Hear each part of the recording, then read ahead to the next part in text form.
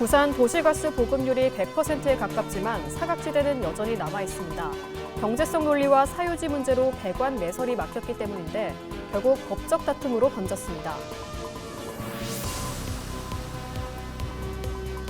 부산에 강한 한파가 예보됐습니다. 추위와 함께 건조한 날씨가 이어질 전망인데 화재 위험에도 비상등이 커졌습니다.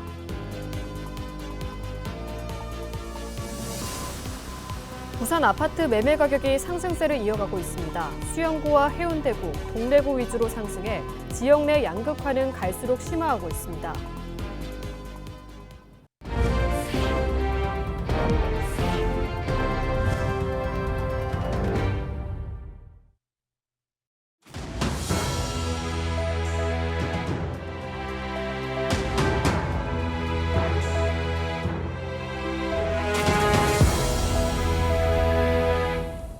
시청자 여러분 안녕하십니까? 헬로티비 뉴스입니다. 부산의 도시가스 보급률이 100%에 가깝습니다만 낙후 지역의 경우에는 경제성 논리에 따라 또는 사유지 문제를 해결하지 못해 도시가스가 공급되지 않는 곳들이 있습니다. 부산 진구 부전동의 사례도 마찬가지인데요. 주민들은 도시가스 공급을 오매불방 기다리고 있지만 배관을 매설할 땅이 사유지다 보니 협의가 쉽지 않습니다. 결국 소송까지 간 상황인데요. 박근수 기자가 현장에 다녀왔습니다. 집 안으로 설치된 도시가스 배관. 배관을 따라가 보니 당연히 가스보일러가 있어야 하는 자리에는 기름 보일러가 자리 잡고 있습니다. 주택 밖의 계량기 숫자는 0을 유지한 채 움직이지 않고 벽에 붙은 배관 아래쪽은 아예 연결되지 않았습니다. 지하 도시가스 공급 관로가 없기 때문입니다. 가스만 들어오도록 기다리고 있는 거지. 내가 나이가 80 넘어갖고 이제 90 노인인데 들어와서 한번 써보고 죽어야 될 거 아닙니까? 그래서 내가 만날 통장한테 자꾸 전화 연락한다고. 이게 언제 들어오노. 길 하나를 사이에 두고 바로 옆 골목까지는 도시가스가 들어와 있는 상황. 길이 150여 미터의 골목을 접한 50세대가량의 주민들도 도시가스 공급을 기대하며 자비를 들여 인입 배관과 계량기를 설치했습니다. 그리고 배관 매설을 위해 굴착 허가 요청을 해왔지만 더 이상 손을 댈 수 없었습니다. 집 앞 도로가 기업이 소유한 사유지이기 때문입니다. 도시가스가 들어올 줄 알고 기름 보일러를 철거했던 주민들은 추운 겨울을 나기 위해 어쩔 수 없이 다시 기름 보일러를 설치했습니다. 철거한 사람들이 몇 분이 계세요. 그런데 그렇지 안 하고 지금 여태까지 일을 끌고 있으니까 이 세입자들이 나간 사람들도 몇 분이 계시고. 부산시 차원에서도 기업 측에 협조 공문을 보냈지만 협의는 이루어지지 않았습니다. 부지를 매입하려 해도 매입 비용이 총 공사비를 훌쩍 뛰어넘다 보니 이마저도 쉽지 않은 상황. 결국 주민들은 도시가스 공급이 필수적인 지역에서 생존권이 침해받고 있다며 배관 시설 사용에 대한 소송을 제기했습니다. 소송 결과에 따라 문제가 해결되면 즉시 도시가스를 공급할 수도, 반대의 경우에는 아예 사업을 멈춰야 할 수도 있습니다. 기업들의 소유이기 때문에 이거를 개인이 기업 보고 굴착을 해달라 안 해달라 그런 그 가정보다도 부산시와 부산시의 관련국에서 기업들과 접촉을 해서 빠르게 좀 해결을 해서 주민들이 도시가스 공급하는 데 큰 문제가 없도록. 부산의 도시가스 보급률은 지난해 말 기준으로 97.7%. 나머지 2%가량의 시민들은 이처럼 사유지에 접해 있어서 또는 경제성 논리로 인해 값싼 도시가스 혜택을 받지 못하고 있습니다. 헬로티비 뉴스 박근수입니다. 부산에 강한 한파가 예보됐습니다. 문제는 눈은 거의 없지만 추위와 함께 찾아온 극심한 건조함인데요. 공기가 바싹 마르면서 화재 위험에도 비상등이 켜졌습니다. 권정숙 기자의 보도입니다. 이번 주말부터 매서운 한파가 부산에 파고듭니다.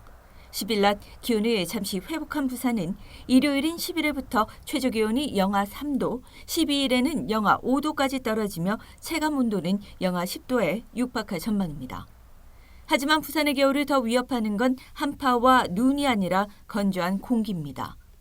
눈이 쌓이는 날보다 공기가 바싹 마르는 날이 더 많은 부산.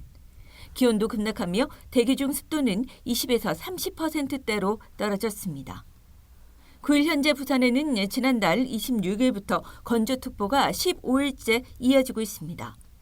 문제는 이 건조한 날씨가 화재로 이어진다는 겁니다.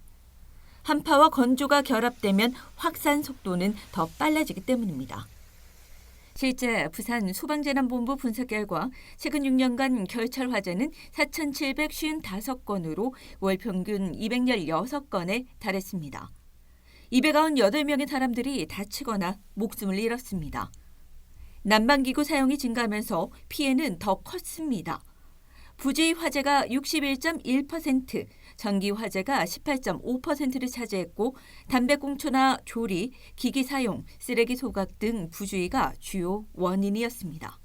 10일 밤부터 강한 찬 공기가 남하하면서 11일 아침 최저 기온은 영하 3도 내외로 떨어지면서 바람도 강하게 불어 체감 온도는 더욱 낮아 주말 동안 추운 날씨를 보이겠습니다. 또한 대기가 매우 건조한 상태가 이어지겠습니다. 작은 불씨가 큰 불로 이어질 가능성이 있겠으니 각종 화재 예방에 각별하게 유의하시기 바랍니다.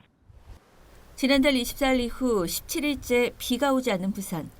12월 한 달간 비가 온 날은 단 4일로 총 강수량도 15.2mm에 불과했습니다. 한파로 대기가 더욱 메마를 것으로 전망되는 가운데 난방기구 사용 주의와 플러그 뽑기 등 기본 수칙 준수가 무엇보다 중요한 시기입니다. 헬로티비 뉴스 권정숙입니다. 부산해양경찰서가 10일 자정부터 연안해역 안전사고 위험예보 관심 단계를 발령합니다. 이번 조치는 10일 새벽부터 부산 앞바다에 풍랑주의보와 강풍주의보가 예상되면서 강풍과 함께 최대 3m 높이의 파도가 예상되기 때문입니다.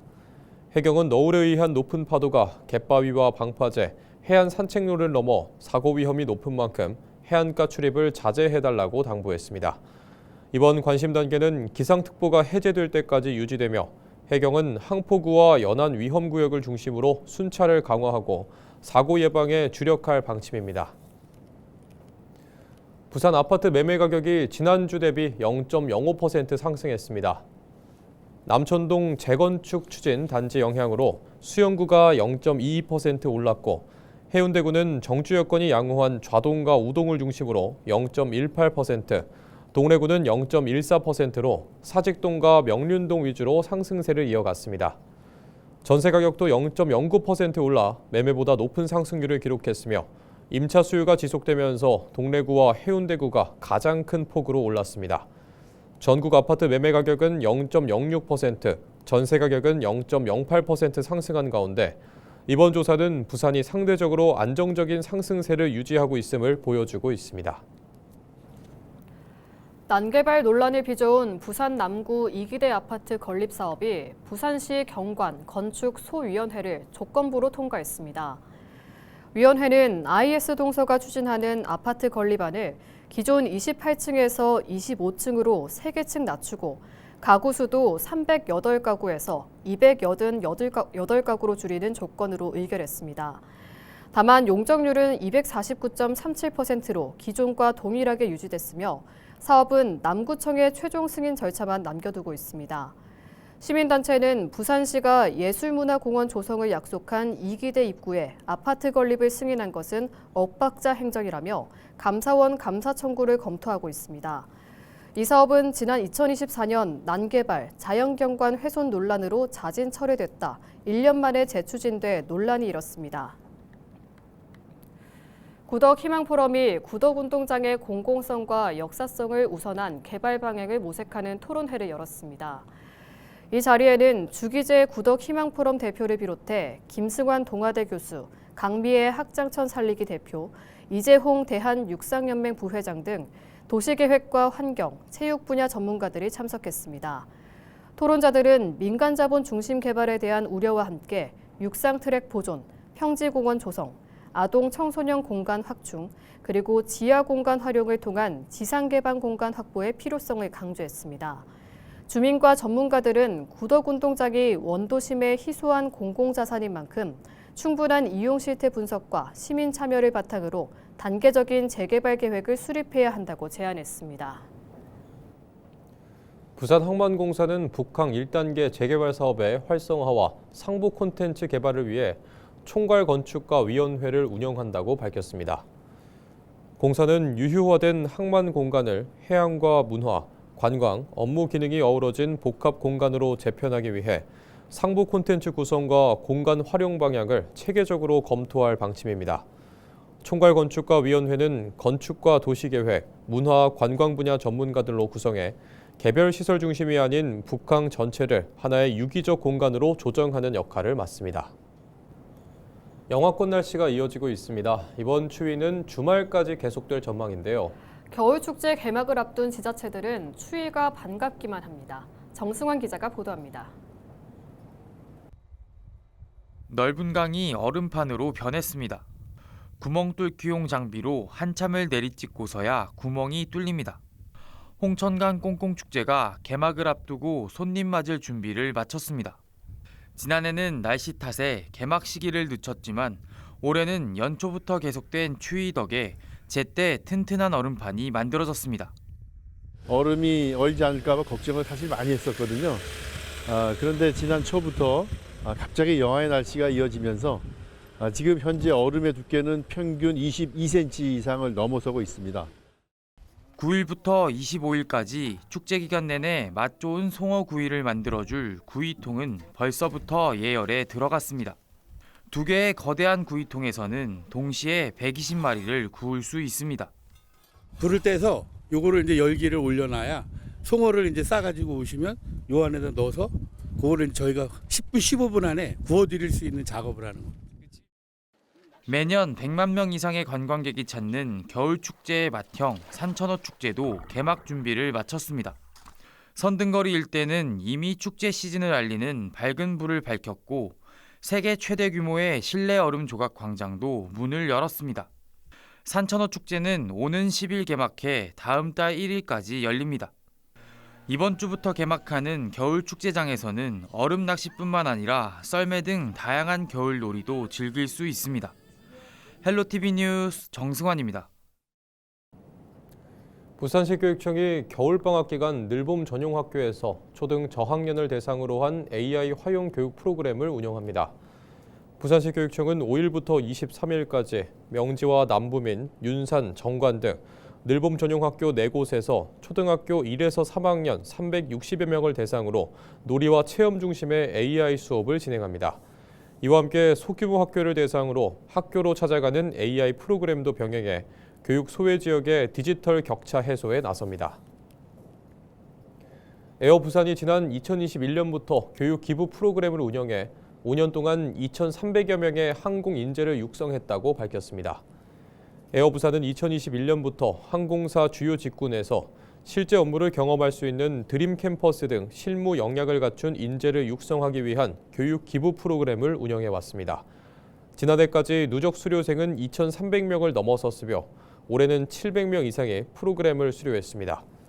에어 부산 측은 미래 인재 육성은 기업의 중요한 사회적 책임이라며 앞으로도 지역 상생과 항공산업의 성장을 위해 노력하겠다고 말했습니다. 통영해양경찰서는 다음 달 1일부터 원거리 수중 레저 활동 신고를 스마트폰으로 할 수 있다고 밝혔습니다. 출발항이나 해안선에서 약 18.5km 이상 떨어진 해역에서 활동할 경우 수상 레저 종합 정보 시스템에 접속해 파출소 방문 없이 신고가 가능합니다. 해경은 모바일 신고 도입으로 이용자 편의성과 사고 발생 시 신속한 구조 대응이 가능해질 것으로 기대하고 있습니다.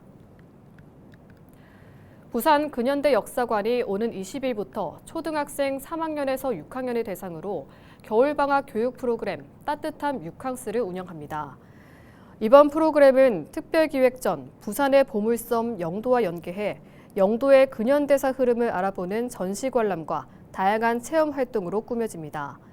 교육은 20일부터 25일까지 하루 2차례 무료로 진행되며 보호자 동반 없이 학생들만 참여해 스스로 역사를 배우는 시간을 갖게 됩니다. 참가 신청은 오는 12일 오전 10시부터 부산 근현대 역사관 누리집을 통해 선착순으로 접수하며 회당 모집 인원은 14명입니다.